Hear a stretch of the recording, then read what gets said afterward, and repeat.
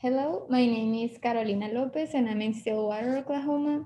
Today is Friday, February 12th of 2021, and I'm interviewing Scott McCloskey from Monroe, Michigan, and for the oral history project titled COVID-19 Teacher Poets Writing to Bridge the Distance, which will be archived by Oklahoma State University Oral History Research Program. So hello, Scott. Hello. So can we start by asking you to introduce yourself and tell us about how you became an educator? Yep. Thank you, by the way, for having me and for asking me these questions. So I'm Scott McCloskey, and I've teach in Monroe, Michigan, and I've been a teacher for I want to say this is year 26 at the high school. I'm a secondary ed teacher, ELA, and I teach part time at the local community college, and I've been there for 20, 21 years, something like that. So I've been in the classroom for a long time. And when I'm not teaching, I sometimes say when I'm, we have summers off. I haven't had a summer off since I graduated high school on many levels because I teach summer school for from then to now. So yeah, I've been in the classroom for a long time, and I love it. So that's that. Thank you. So can you tell us a little bit about your school context? Yeah. So I want to say March 13th of last year is when we went virtual, right? That's when things were being closed down, and the plan was to go back like a month later, and that never really happened, and it still hasn't really. My situation is a little different than my colleagues, than some of my colleagues, in the sense because my wife is immunocompromised, and so I'm not. This is where I teach, and this is where I've been teaching since March. Some of my colleagues have went back. They haven't. They're not with students. They're not face to face with students. Although that perhaps is coming, down the road a little bit. They've had to report to the building and teach via their classroom on like Mondays and Wednesdays, and so on. But I've had the good fortune, and my school district has been wonderful in that regard, to say that I can still do that I can teach all virtual. We do have what's considered learning labs, which means we do have, it is so bizarre. I mean, this is all new to everyone, right? And so this idea of some students need the face-to-face interaction that they can't get via Zoom. And so we have little pods, learning labs, where kids will show up, and there's a learning lab leader who will essentially be there, socially distanced, wearing masks, the whole deal. But just because parents need to drop off their children, they need to, and the start of this year, we're into like second semester now. So the beginning of this year, we had learning labs in our high school with elementary kids, middle schoolers, right? They were pods. So who is in your pod, and show up in this building, and we'll help learning lab leader, and they'll, help with the teaching, in the sense of help get kids on Google Classroom and all of that, while the teachers are still doing their thing virtually. So now the latest thing that's happening is, I want to say that the learning lab students are going back to their own buildings. So elementary kids will be in elementary, and middle school will be in middle school, and the high school kids will be in our high school. And we're trying to open it up a little bit more to get more kids online, but still the teachers are still virtual at this point. So Okay. that may have been too much information, and I took it in different places, but yeah. No, that's okay. So Going back to spring 2020, how did you learn that the teachers will be teaching remotely or that the school buildings will be closing? Do you remember a specific moment? Yeah, I mean, I don't know. Short answer is no. I don't remember like a specific moment, but I do remember just a lot of we just didn't know. We didn't know what was going on. We didn't know what was happening. Our last day we was a half day, but we had all of our students. So we had like 6 hours. I think it might actually have been 8. We had like 8 hours, and so we had students for like 20 minutes, 30 minutes, and it was just a matter of, okay, folks, we don't know what's happening, but we've been, schools have been closing, and I just remember telling my folks I have a lot of books in my room, which I just love, that I almost rival the school library. And so it was just a matter of, okay, folks, we don't know if, how long this is going to last. Take some books, just take some books from my shelf, find out and let's spend some time just, perusing the selections and grab what you can, because, we might, we're supposed to be coming back in a couple of weeks, but we don't know. So I do remember that idea of just uncertainty. We're just not sure what's happening. And then, once April, whatever date came back, it was like, okay, we're still extending this. And now the governor has said that, there's the mandated lockdown and schools aren't to be open, and people are starting to have a, return to learn plan, and try to figure out what the next steps are. So, yeah. It was, and what are we going to do with classes, and what are we going to do with grades, and what does that mean, and the rest of the school year? I mean, we had just started our second semester, and I want to say just started, it was like probably January or February is when we started the next semester. So, having these kids and then saying, okay, now we're going to revert to online learning. What does that mean, and what does that look like? Our school is 1-to-1 with Chromebooks. So, on some level, I think that helped.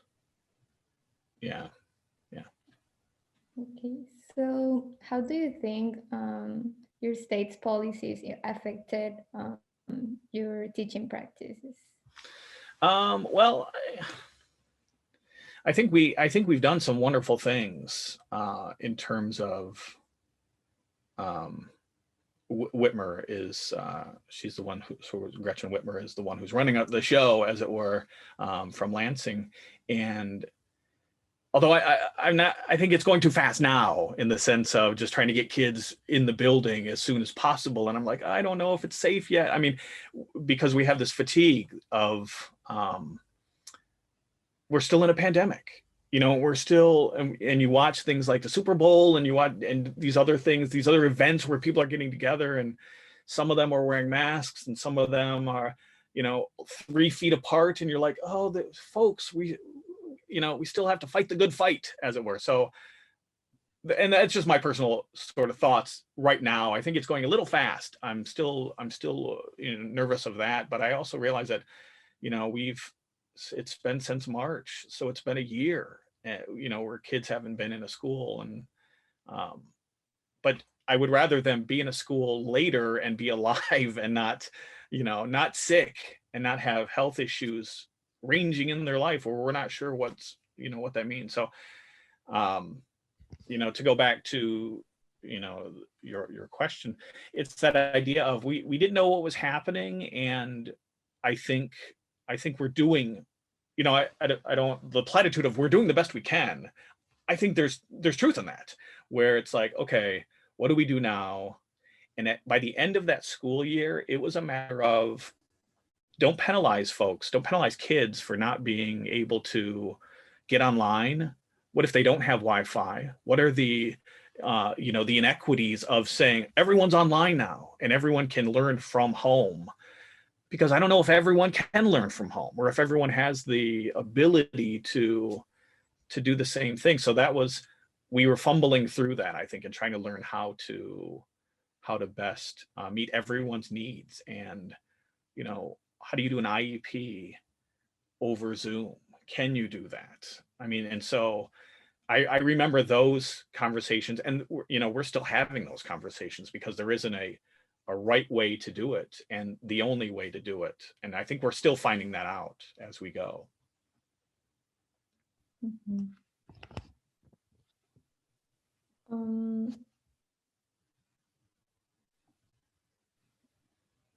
So now can you talk about how writing poetry was for you during the pandemic? Yeah, I didn't, I love poetry, and I've always loved poetry. But I didn't write many poems in my life. I generally write 4 poems, sometimes 5 a year. I was telling my wife this. I was like, yeah, I write 4 poems a year, and I write to her. I have one audience, and it's my wife. And she's like, well, it's kind of 5 poems. And I went, well, for her birthday, our anniversary, Christmas, Valentine's Day, and she was like, well, and Sweetest Day. And I'm like, okay, sometimes Sweetest Day. So yeah, 5 poems a year. That's what I did. Occasionally, I would write a poem for ELA teachers that retire or move to another building. So that became a thing. I think, we had these parties at the end of school years where, so-and-so is leaving and she's been with us for 27 years or 32 years.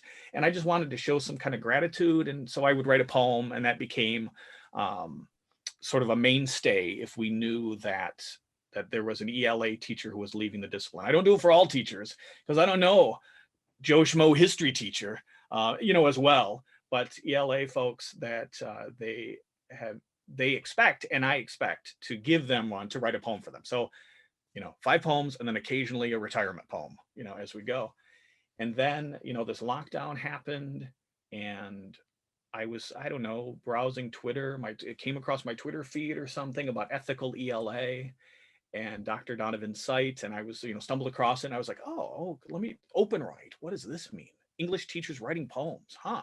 Let me check this out. And then, so it was in August when I first started that.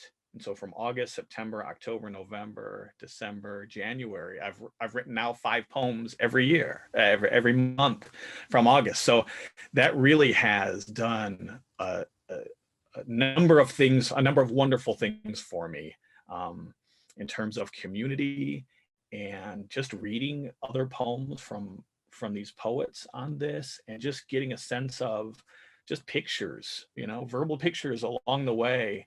And it's helped me write and connect with these other folks, but also with things that are happening in my life, in terms of like education. Like some of these poems, some of my earlier poems in August were, okay, we're going back to school in September or end of August. What does that mean?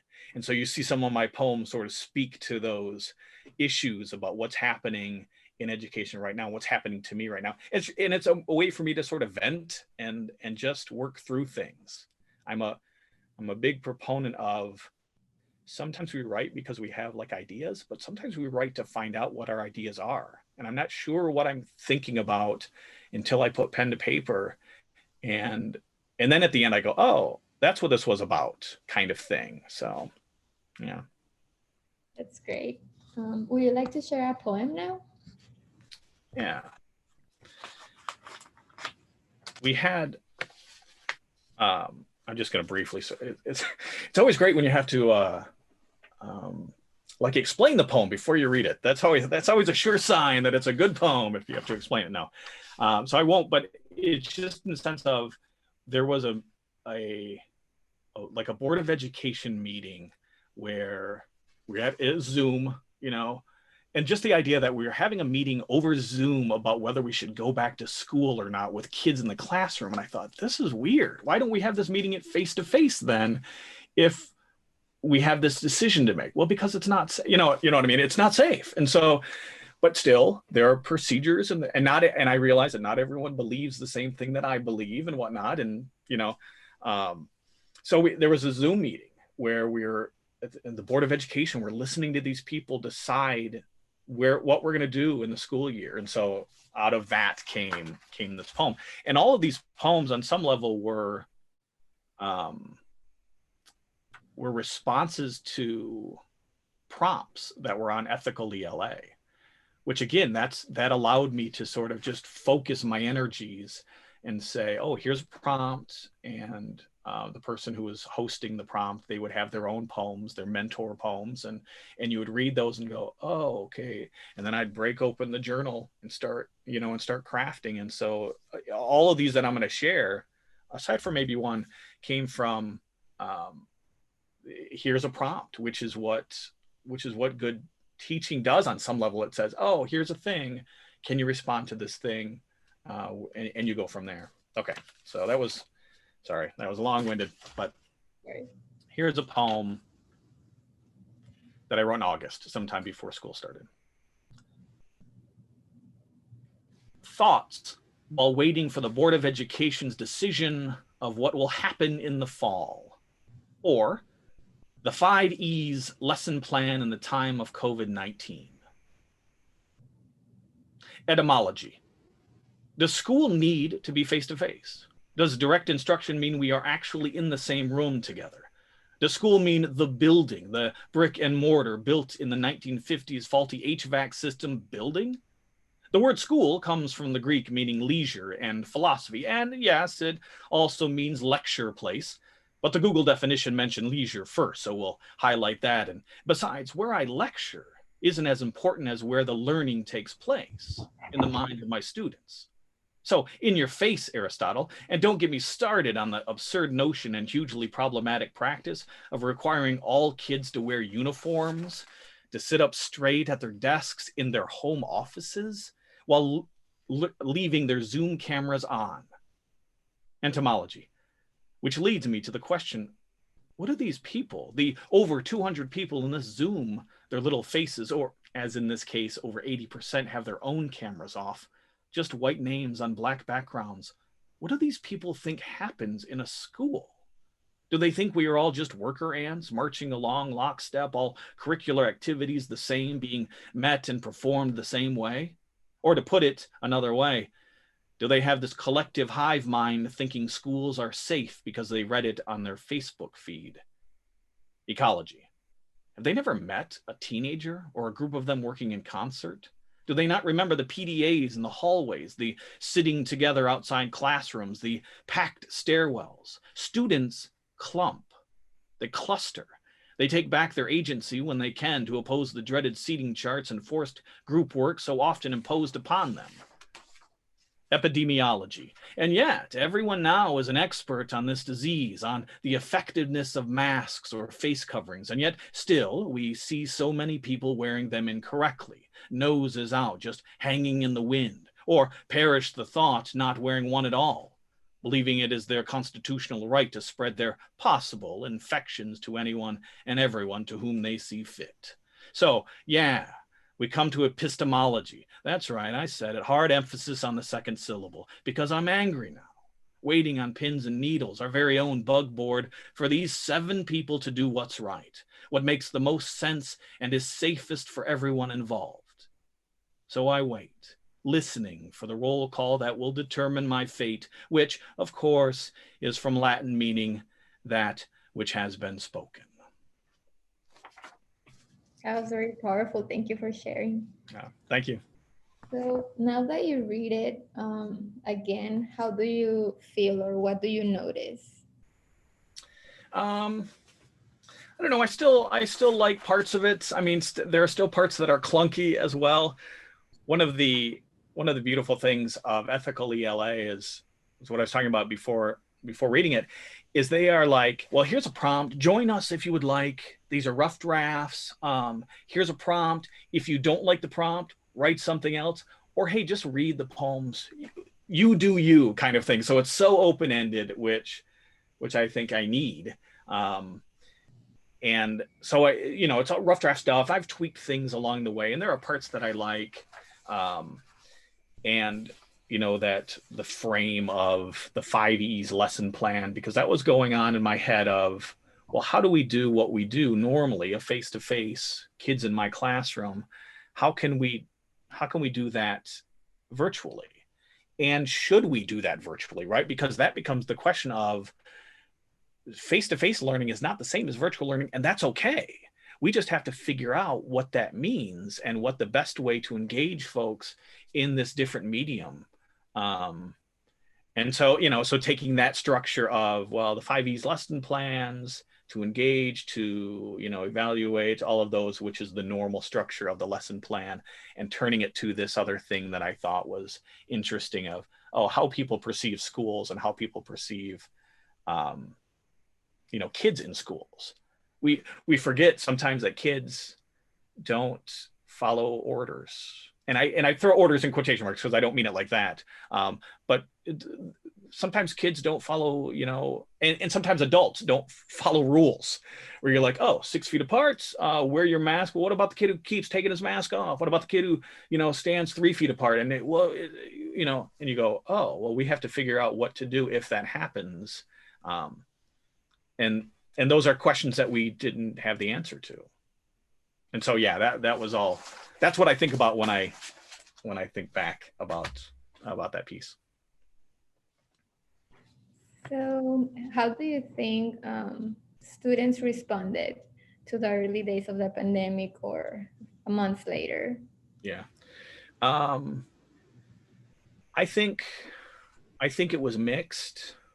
The response, I think they're going through this just like we are, and we forget. I sometimes use the sort of royal we forget this. I forget that.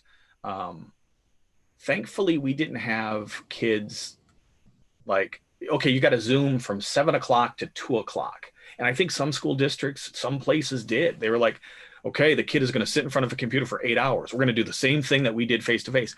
You can't do that. You shouldn't do that. And it's a disservice, and how dare you? But we did have conversations about, we're still having these conversations about, should we have cameras on? Should we mandate having cameras on?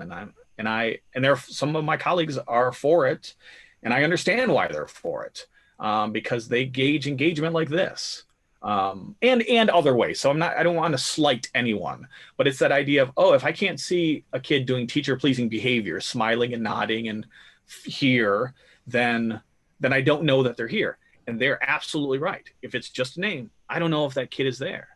And my side, as if it has to be a side thing, is like, well, we engage them in different ways. And allowing someone in my home is different than allowing someone or requiring them to show up and be in my classroom. There are certain things that they got dressed, they came to my classroom, they know that there are eyes staring at them. This feels different to me. You are inviting me into your home. And not everyone wants to do that. And that's what I'm for. I'm like, you're absolutely right. And you hear things that, kids have to sit at their desk. And I'm like, desk? Who has a desk at home? I mean, I have a desk, but do all students have a desk? Are they aware of, their surroundings, and they have to keep their brother quiet and their siblings, and they have to do all this, and the dog needs to be let out, and all that's happening. And I go, yep. And how can we work with that as opposed to putting up barriers? And it feels like making sure that everyone turns on their camera. That feels like a barrier to me. And I want to be mindful of that. So just in general, by the end of the school year, I think it was new to kids, and I think kids were not used to it. Teachers were not used to it. And so my enrollment was very low. And that was also part of, by the end of the school year, we didn't want to penalize folks. And so our grades essentially turned into, okay, whatever was turned in March 13th, if they weren't passing by March 13th, our job from March, April, May was to get them passing. Well, what about if you were passing? Everything became enrichment for those folks. It's like, you had a D, you had a D minus on March 13th. April, May, and June, try some of these activities. try to, we're trying to engage your mind, but if you do none of these, you will still pass. So that mindset, that's kind of what we were fighting in September when we're going back to virtual. But folks, grades matter, and you have to earn a certain amount of things. So it became this, it wasn't a battle, but sure, it was this battle between, oh, well, in the spring, I didn't have to sign on for any Zoom calls, and I still passed. And yep, you absolutely did, but it's not going to happen this way now. So that was a shift. So I saw I teach AP, the AP senior lit class, and my enrollment dropped a great deal than I was used to. But my regular senior classes, those were, aside from the handful of folks who weren't passing, it was essentially just having conversations with them and trying to get them to pass. Whereas my other folks, and they had and they were dealing with this pandemic too. So they're like, well, I have to take care of my brother, my siblings, my younger siblings. And I'm like, yep, absolutely. You do you be safe, you be healthy, read a poem on occasion, read some books if you can. But, I was not as concerned with, well, what about the Common Core curriculum by the end of the school year? And I'm like, well, there are other things happening that we need to worry about and be more concerned with, perhaps. Yeah. So what do you think it will be your most significant takeaway? Well, I want everyone to be safe, and I want everyone to be healthy, and I want to return to normal, although we never will. And I think that's okay too. But I want to keep what's working well, and I want to sort of get rid of things that aren't working well.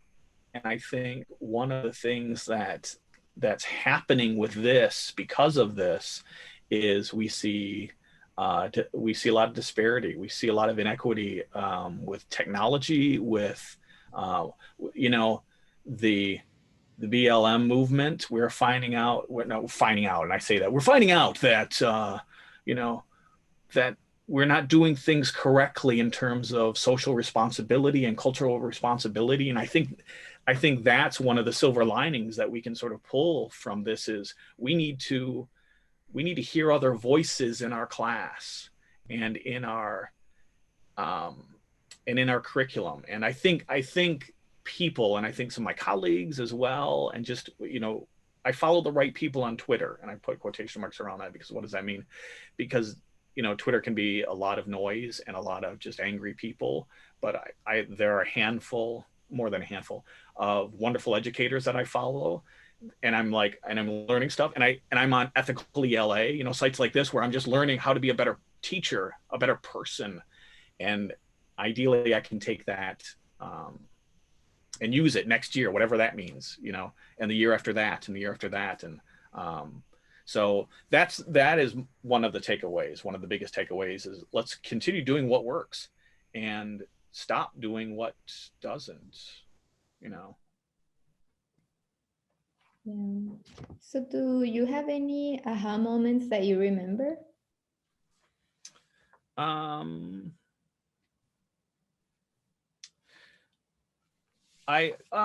Yes and no. I mean, because teaching virtually, when I said that it's very different than teaching face to face, and it absolutely is.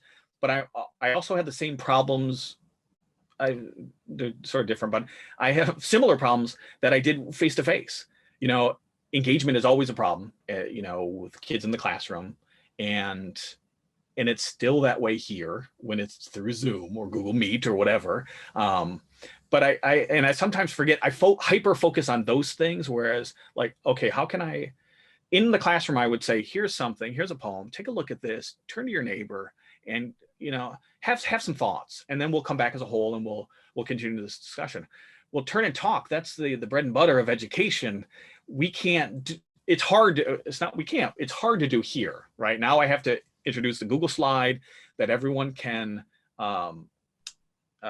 collaborate on, can edit, and then I have to do breakout rooms and spend some time with your neighbor. Well, what if they don't talk in the breakout rooms? You're right. But because I don't need to see you, but I do need to hear you on some level. So you'd have to be, well, my mic's not working. Okay. I had that yesterday or 2 days ago or whatever. It's like, my mic's not working. I said, well, hit the space bar. What? Hit the space bar. And they hit the space bar and you see the little mic go away. Hey, yeah.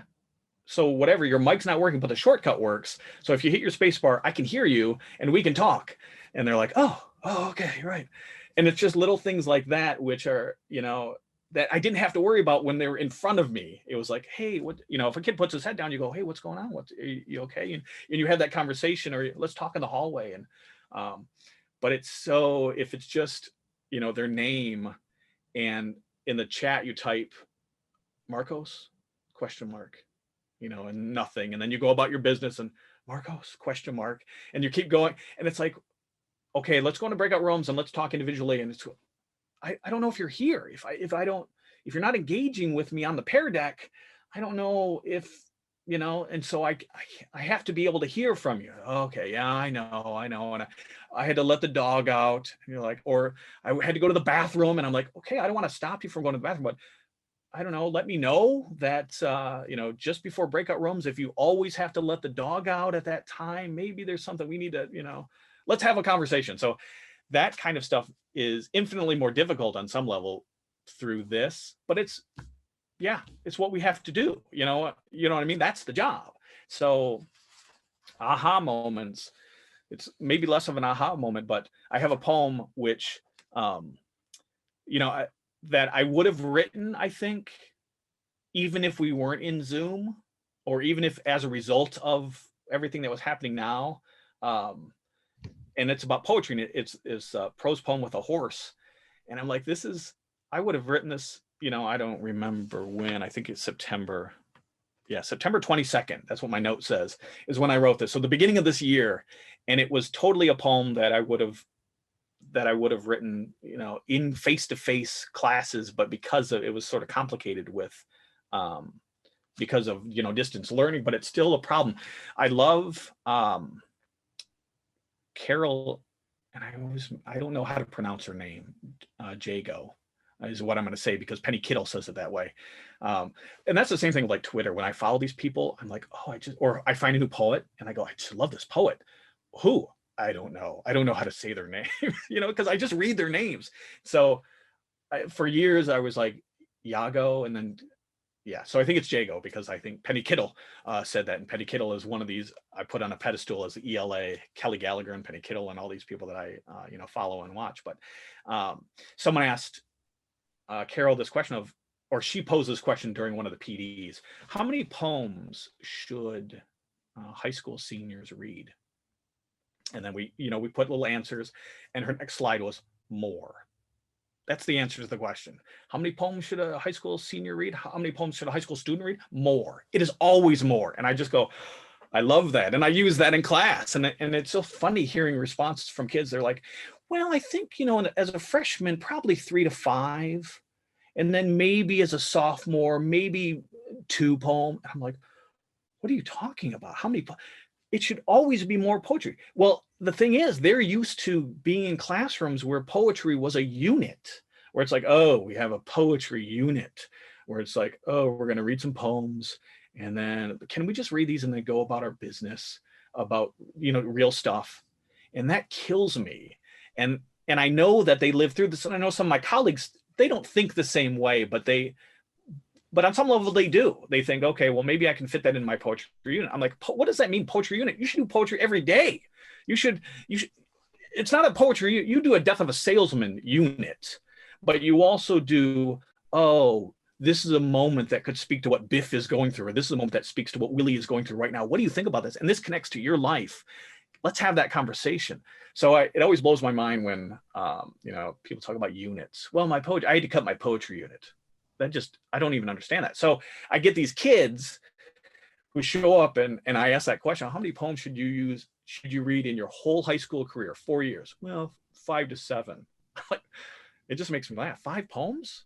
That's all you think? Yeah. I mean, that's all you need. I'm like, oh, child, let's talk. Right. So then I wrote this poem about that, because there was an Amanda Gorman poem who, she did the inauguration poem, and I hadn't heard. I learned so many.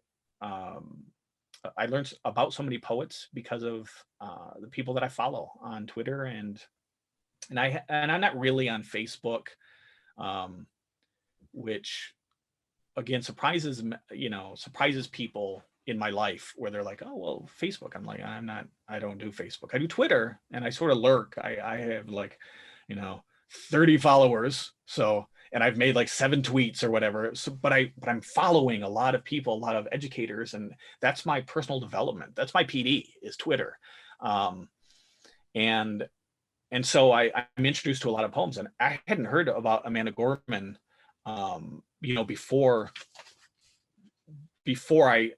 I heard her, something of morning, the poem that she did, The Miracle of Morning. And I'm like, oh, that's so cool. That's such a great poem. And so I, of course, used it in class, and a kid responded. He was like, I don't like poetry. I'm like, well, okay, I know that, but let's continue the conversation. And I was frustrated, and I said, oh, I got to write this poem. So can I read this poem? For sure. Okay. And I'll say this after. Prose poem with a horse. You can lead a high school senior to poetry, but you can't make him drink. I want to sidestep, or side pass as the case may be, the problematic imagery of student as horse, but I can't, because it's at the root of the issue. And there I go, switching again. So it goes. Shout out to Kurt, to Vonnegut Jr. So yesterday, really yesterday, as in the day before today, this aforementioned horse student, Centaur, says he didn't like the poem we read, didn't like words of encouragement were enough in the world. If you wanted to help someone, you should give them a hand, or even better, give them money, not write some dumb poem. Wait, so does this poor creature really think that Nikki Giovanni is talking about spiders? Or E. E. Cummings and a mouse? Or Maxine Kuhlman and woodchucks? Or perish the thought, but that Elizabeth Bishop just really liked to fish? Stafford's poem is not about a pregnant dead doe on the side of the road. I mean, yes, of course it is. Of course they are. But they are all about so much more. So much more. We're talking about imaginary gardens with real toads in them here. And hat tip to WCW, because we overlook that to our peril. And I think it was this that my student didn't understand.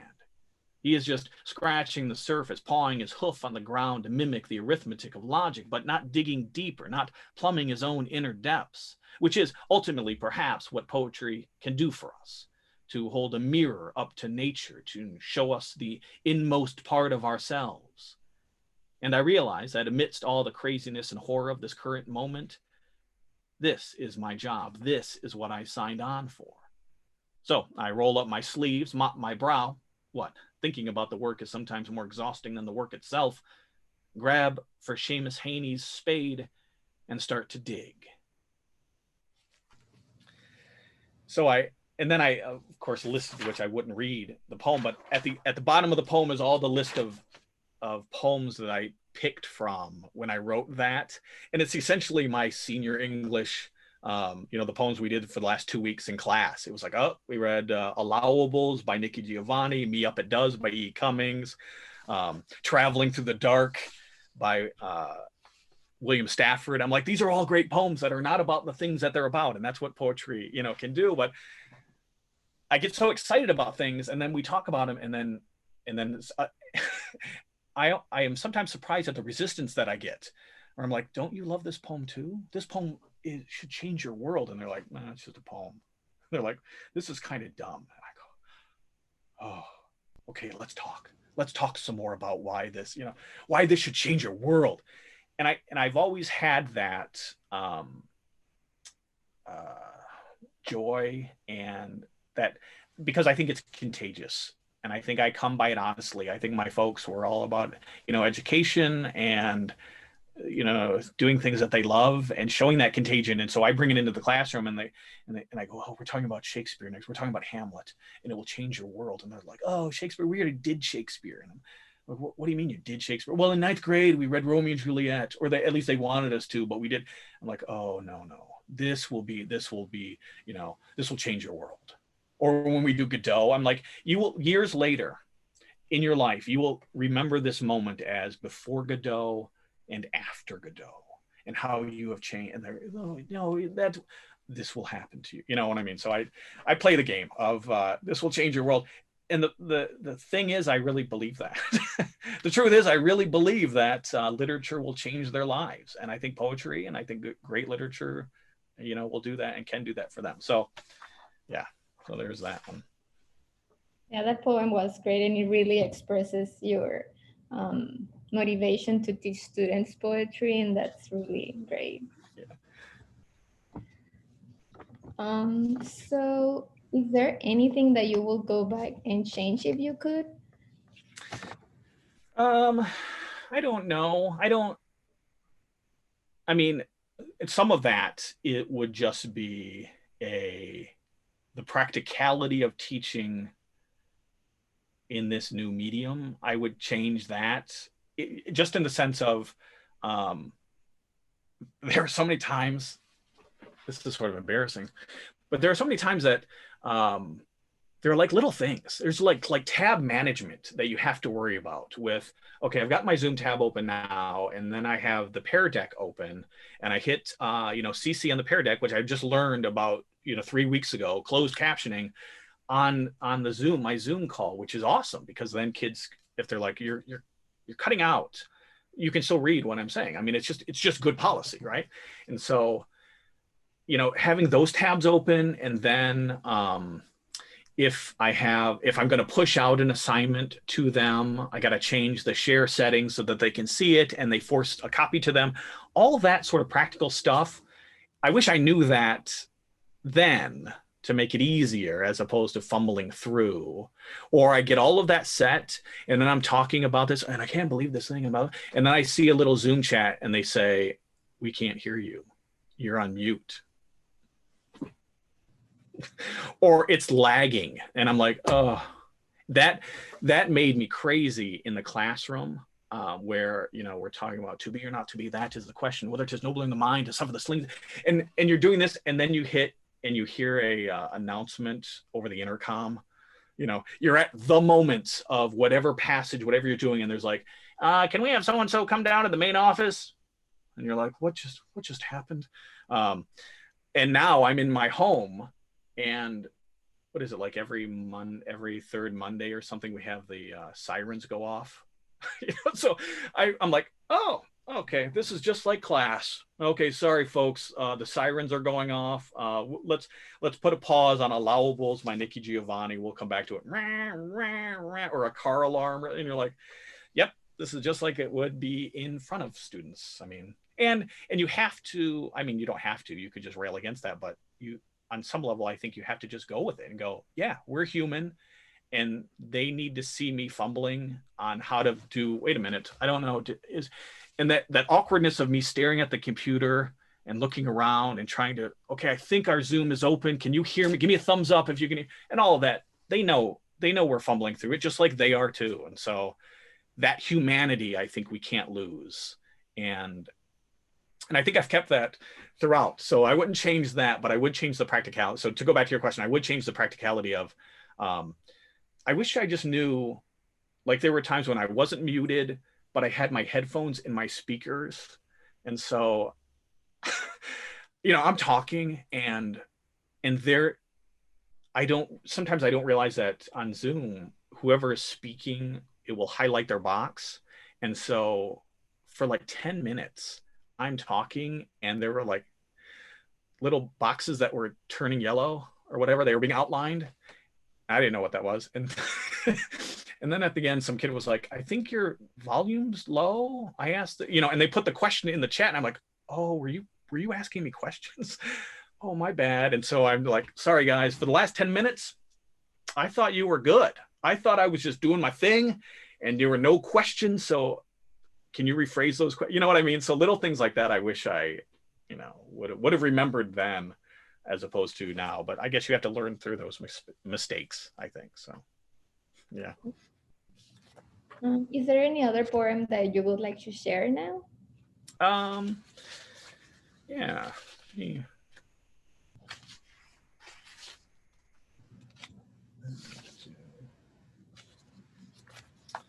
Maybe just two short ones.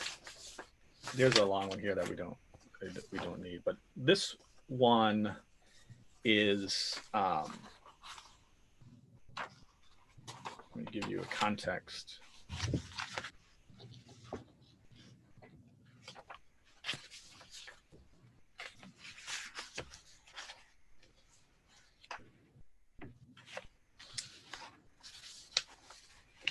Sorry for the dead air.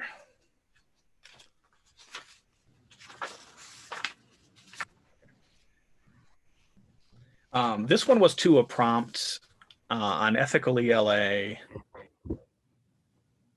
that this was in October, so it was this year, early this year, and so I'm going to do one from October, and then I'm going to do one from December, the fairly recent one. But this one was about what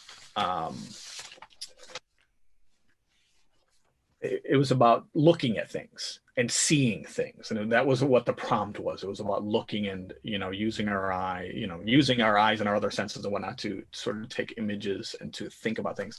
And I always try to look at the prompts, and I always try to, of course, put my own, as every poet does, right? Try to put your own spin on things or whatever. So I tried to use technology a little bit, and I try to, my sense of humor, I'm trying to let that come across and be evident too. I don't want to lose that as well. Okay. Re-looking. I have a confession. I don't really like Wallace Stevens. I know, right? I'm a monster. I can appreciate his place in capital L literature. I just don't know if I understand it. His poetry, not his place. But I guess I don't understand that either. I've tried, believe me. I've taken classes on modern poetry. I've read half a biography on the dude, listened to lectures and podcasts raving about his anecdote of the jar, which seems like he just didn't pick up after himself. It seems to all accounts that Wallace is just a litter bug. He left a jar in Tennessee and wrote a poem about it. Cool. Or his The Emperor of Ice Cream, which, yes, I guess is about a prostitute or something, sure, but it has nothing to do with Rocky Road or Ben and Jerry's Chunky Monkey. And this leads me to his Blackbird poem, the one about looking. I'd much rather, to be honest, spend my time listening to Blackbird by the Beatles, which I currently am, by the way. And Blackbird Fly into the light of a dark black night is so much better than I was of three minds, like a bird, like a tree in which there are three blackbirds. What? LOL seems like lazy writing, Wallace. I mean, I know, he's Mr. Wallace Stevens, preeminent American poet, heralded in countless hallowed halls, winner of the Pulitzer Prize in 1955. And I, on the other hand, once had a poem in the local college's lit mag. So we're on equal footing, is what I'm trying to say. And my thoughts are as valued and valuable as his, if reader response literary criticism is to be believed. But this is not what I'm thinking about at the moment. What I'm thinking about at the moment is, why am I in an office hour Zoom call all by myself? I've got the Zoom window open and I'm looking at myself, contemplating the choices that I made to get here. Don't get excited. There's nothing heady or profound. I was just wondering about looking and about Wallace Stevens.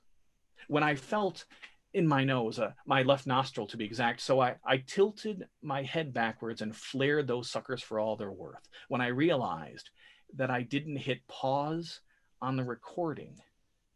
So now there's film of me checking my nose on camera, and I wonder, not for the first time, mind you, if Edgar Allan Poe had to worry about nose hairs, or Paul McCartney, or heaven forbid, even Mr. Wallace Stevens himself.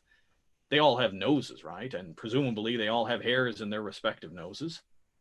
So did, say, Sylvia Plath ever, mid-thought, mid-sentence even, hold her pen aloft, line of verse momentarily forgotten, crane her head backward, eyes gently closed as if to ward off a sneeze, only to vigorously rub her nose, trying to dislodge a foreign body? Had Emily Dickinson ever wondered aloud, because I could not stop for death, he kindly stopped for what is in my nose? I can almost picture Wallace digging his meaty fingers into each nostril, forefinger and thumb vying for purchase, to forcefully tug on his nasal septum, all the while thinking, can I write a poem about a wayward nose hair? These are the things I think about when I'm sitting in a Zoom room by myself, staring at myself. Until, of course, I realize I'm an hour early for the meeting. So there's that.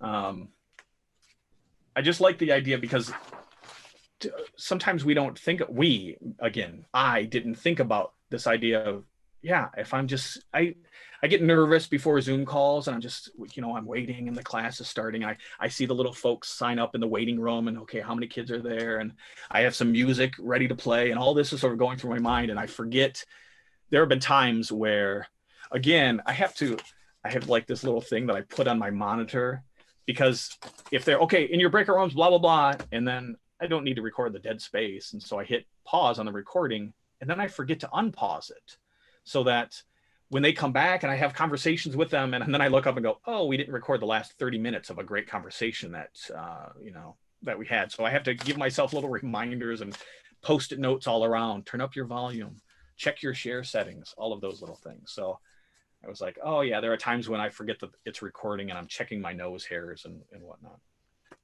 Okay, and then here's one more, just a quick one. And this is maybe the most poem-like poem that I sort of have. And this again came out of a question and a prompt. And it's me sort of just trying to come to terms with things that are happening. And it's not, I don't know, it's, I'll just read it. Washing hands.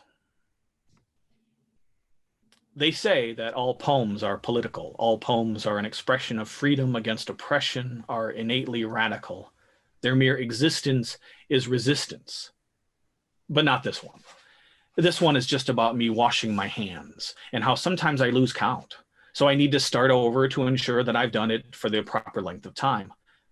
Hands lathered up, I stare out the kitchen window at the neighbor's house, at my neighbor who, although it's the middle of December and sure, it is unseasonably warm, looks to be planting fake flowers in the sills outside of her windows. This is the same neighbor who was surprised when her racist lawn ornaments were stolen this past summer, when yet more videos of atrocities and injustices were going viral. Which of course makes me scrub more vigorously, thinking of the UPS package that came, the actual reason that I'm standing here in the kitchen. Was that 1017 or 18? So I apply more soap from the hands-free dispenser and watch transfixed as she carefully, artistically even, places various colors and kinds together, creating, to her mind at least, a pleasing arrangement, taking more care and effort to arrange these fake flowers than she has ever afforded her neighbors. And I just wanted to wash my hands, wanted to not potentially infect my wife or myself, wanted to simply go about my business, maybe read a little, grade an essay or two.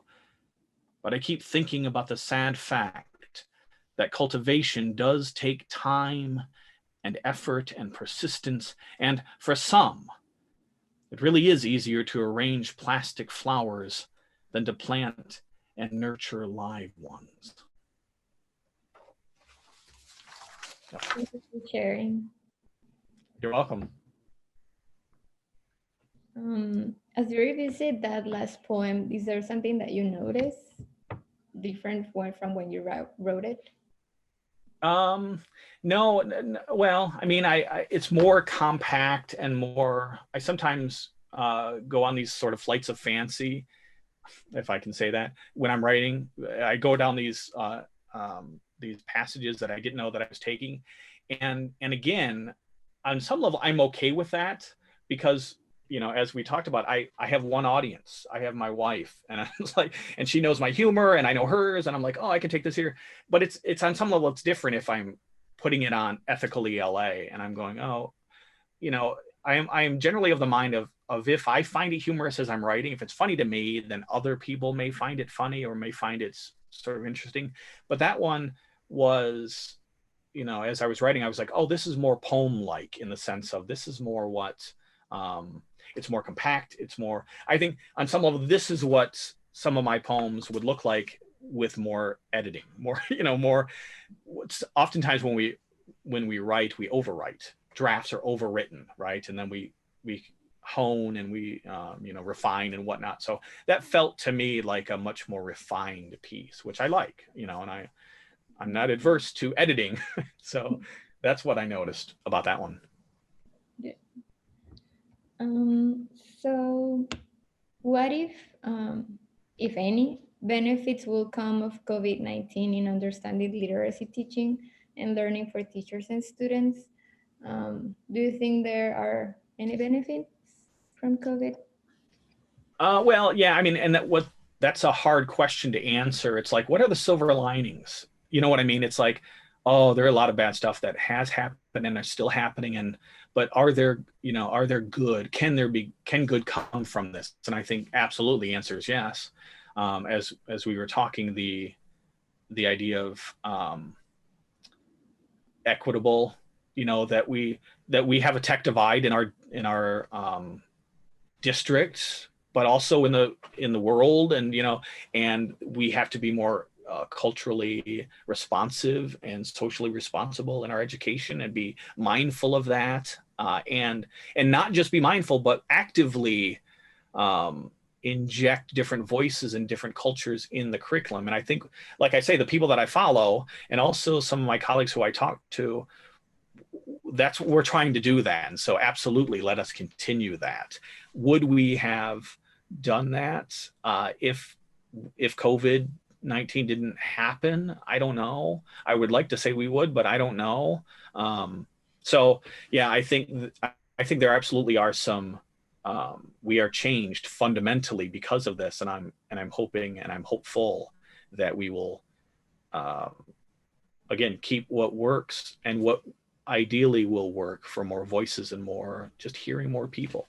I mean, and I spend a lot of more time answering emails and private messages. Kids can talk to me in so many ways now, and which is wonderful. It's also very exhausting. I mean, I could stand up in front of a class and say, okay, who has thoughts, who has questions, and let's go.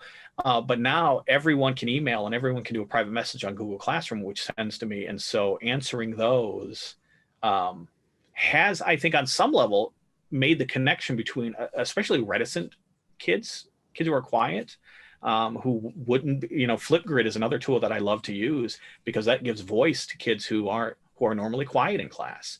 And so now everyone has a front row to a certain extent. And I kind of love that. And so I want to keep that kind of thing going in the, when we're back face to face. Yeah.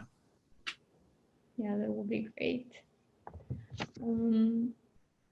So we have been talking for around an hour.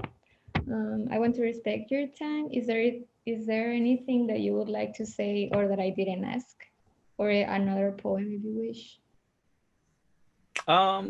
No, I think I'm good. I think I don't know if there's any. I've read the ones that I would like to read, and I think you asked some great questions. And again, thank you. I want to thank you for giving me, the opportunity to talk about. I always love talking about things that I love, and so so it's like, oh, it's been an hour. Okay, all right. So yeah, so thank you for this opportunity. Thank you.